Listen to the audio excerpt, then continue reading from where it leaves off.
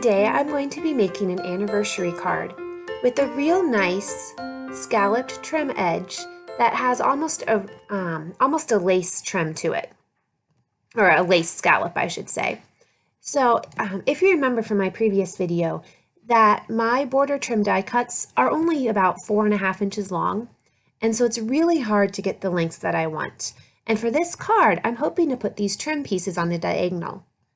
And I was able to actually lay this specific style of trim side by side and have it connect in the middle. So I was actually able to make my strips twice as long. And so they're almost 10 inches long, I guess 9 inches instead of 4.5, which really helped and enabled me to make the card I wanted to make to begin with. And so I cut out two pieces each of 2 different colors of pink.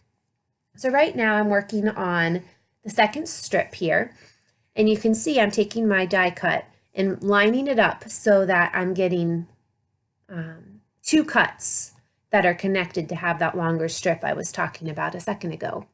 And I couldn't get my plate lined up. I don't know why. It took a few tries there.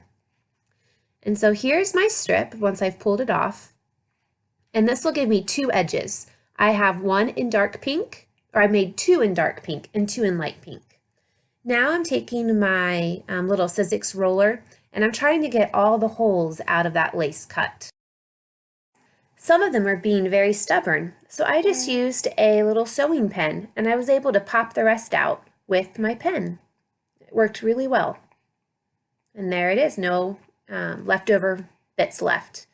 Now with my paper trimmer, I'm going to cut this trim piece in half so that I have 2 pieces of trim. And I've discovered if I use my sticky notes for narrower pieces like this, I can use the sticky notes to hold them in place and it doesn't slide around when I'm cutting, and I can get a real nice thin strip.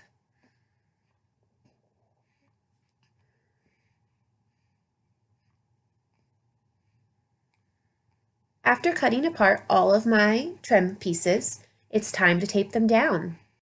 When I was die cutting these trim, sometimes that second piece I just didn't get lined up exactly right, so I'm having to take my scissors and trim it up just a little bit as I go along. But that's fine, doesn't bother me.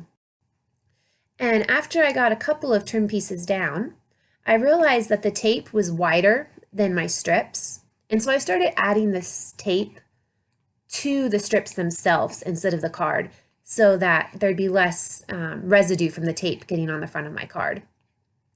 And it's real hard to see in the video, but these trim pieces are very, very pale pink and slightly darker pink, and I'm alternating them every other.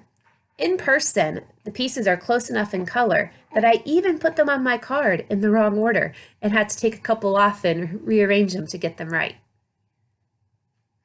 Here we are, we're almost finished. And I'm just going to add the last couple of pieces of trim. I'm cutting the excess off the end and then moving it down to the corners just for those last final pieces to fill the card up all the way corner to corner. And now I have flipped it over and I'm cutting off the excess. I almost always do it this way because I find I never cut my pieces exactly right. I mentioned a second ago that some of my adhesive was getting on the actual card front, and so I'm using a little rubber adhesive eraser to get all that extra stickiness off the front of my card, and it worked perfect. There's none left. I also wanted to add some floral embellishments, and so I was looking through my stamps, and I decided to use some of the flowers and a couple of twigs from my Jars of Love Stampin' Up! Stamp set. So I'm running that through here. I did 2 twigs in brown, and then a set of these flowers in light pink, and another set in dark pink. I thought it would look really nice to emboss Happy Birthday on a piece of vellum. I didn't have the exact shade that I wanted in a nicer ink, so I ended up using my Distress Oxide warm lipstick color for my embossing. And I also forgot to use my embossing buddy, which is still a bag of cornstarch. And when you rub that on the paper, it keeps the embossing powder from sticking to anything except the ink. And so I'm having to work pretty hard to get the excess off of this vellum because the powder's stuck everywhere. You can emboss with the Distress Oxides. You can emboss actually with any wetter ink, any type of pigment ink, with any type of pigment ink. But the Distress Oxides emboss more chunky, so it's not as smooth of a look. But it works just fine for this card. Then I need it to trim down the vellum because it was a little wider than I wanted it to be. And I thought this strip that I had cut earlier, which I think is about maybe 1.5 inches wide, was just a little too wide for the vellum at the thickness that I had it before.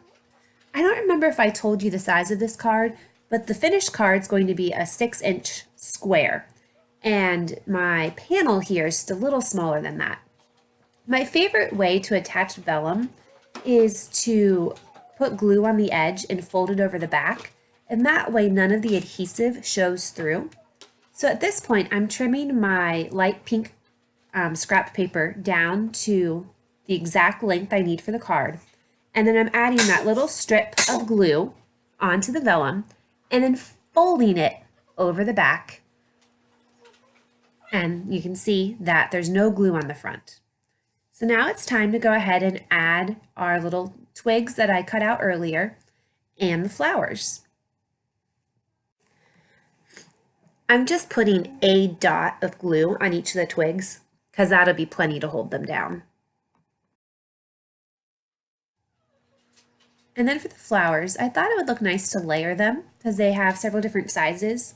And so I'm taking the kind of medium-sized flower and then the small flower and gluing those on top to get a two-toned piece of paper. I'm using one dark, one light pink for each, and then layering it on top. And it was a little bit plain, so I decided to also get out some of my pink Memento ink and stamp a pale pink stamp on top as well to give it another third layer of dimension. The shade of pink I'm using is called Angel Pink. And now it's time to glue all the flowers on. In hindsight, after finishing this card, I just didn't quite like how the flowers looked. I messed with them quite a lot while I was gluing them down, and they just are flatter than I'd like, even with the two tones of color and the stamping.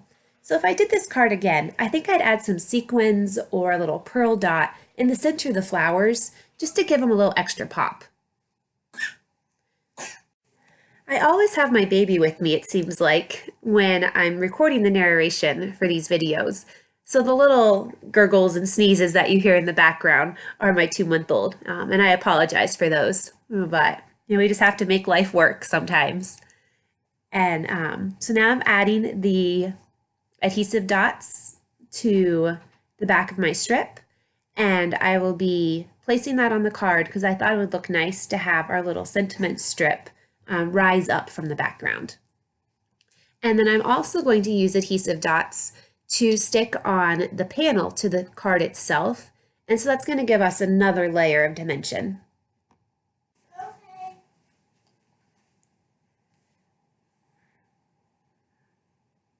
Okay, I'm going to line the card up and push the front down, and we're done. I do have a couple of flowers left over, so I'm going to add those to the inside.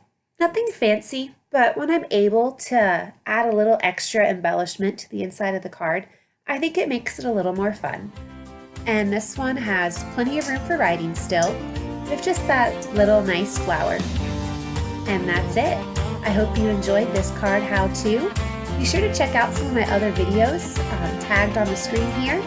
And please leave a thumbs up if you like what you're seeing. Thank you.